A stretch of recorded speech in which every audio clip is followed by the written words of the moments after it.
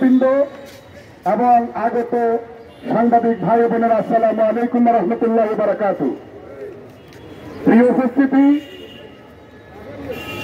আজকে সর্বপ্রথম আমি যে কথাটি বলতে চাই সেটি হচ্ছে, আমাদের ৯৫% মুসলমানের দেশ এই বাংলাদেশে আজকে যারা ধর্ম নিয়ে চিনিমিনি করতে চায়, সেই সমস্ত বাউল পাউল পাগল ছাগল তাদেরকে অনতিবিলম্বে তাদের ফাঁসি কার্যকর করা হোক এবং কাদিয়ানীদেরকে যেভাবে অমুসলিম ঘোষণা করা হয়েছে, এই বাউলরা যদি তাদের ধর্ম ইসলাম প্রকাশ্যের স্বীকার না করে, তাহলে এই বাউলদেরকে মুসলমান ধর্ম থেকে বিতাড়িত করে তাদের স্বস্বীকৃত ধর্মে তাদেরকে দীক্ষিত করা হোক।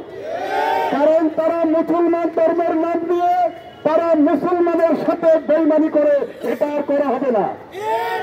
এবং ওই সমস্ত ফরাদ মাজার সহ যারা বাউলদেরকে লালন পালন করতেছে, অর্থ দিয়ে সার্বিক সহযোগিতা করে বাংলাদেশের মুসলমানের মনে আঘাত দেওয়ার চেষ্টা করতেছে, তাদের বিচার কার্যকর করতে হবে ইনশাল্লাহ। প্রিয় উপস্থিতি, সামনে জাতীয় নির্বাচন, আমরা চাই নির্বাচনের মতো হতে হবে।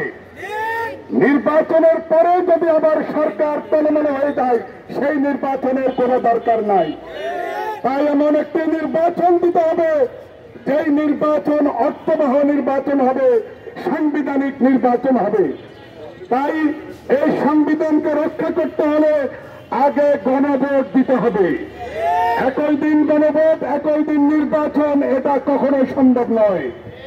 তাই জুলাই সনদের সঠিক সংস্কার চাই এবং আমরা জাতীয় নির্বাচনের আগে গণভোট চাই। প্রিয় উপস্থিতি, আপনাদের সকলকে এই আমাদের আন্দোলনে সামিল হওয়ার জন্য সারা বাংলার 18 কোটি মানুষের প্রাণের দাবি। ইনশাল্লাহ এই ঢাকার রাজধানী থেকে এই দাবি নিয়ে আমরা আন্দোলন শুরু করছি। সারা বাংলাদেশে মানুষেরকে এই আন্দোলনে সামিল হওয়ার জন্য আমরা উদ্যত আহ্বান জানাচ্ছি। ইসলামের ভিত্তিতে যে নতুন সংবিধান হবে, সেই সংবিধানে ইসলামকে স্বীকৃতি দিতে হবে। ইসলামকে বাদ দিয়ে কোনো স্বীকৃতি, কোনো সংবিধান আমরা মানি না।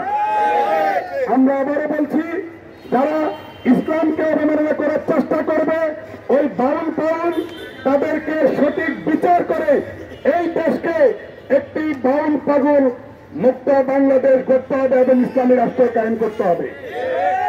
আমরা এখন